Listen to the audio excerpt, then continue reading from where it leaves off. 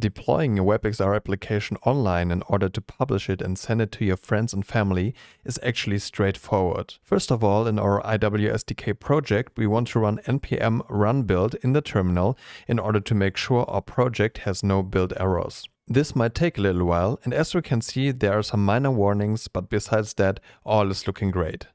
Next, we want to push the current state of the project to GitHub.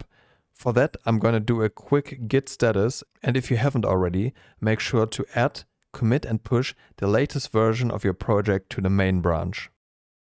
Then we want to go to vercel.com and create a free account, which is called Hobby Account. On the right side, let's click on Add New, Project, and under Import Git Repository, let's make sure we successfully connect our GitHub by clicking on Add, then log in with our GitHub, and inside of the window, scroll down a bit and make sure that the repository access is set to only select repositories, and here we can also select our WebXR project. Next, we can close the window and hit the import button.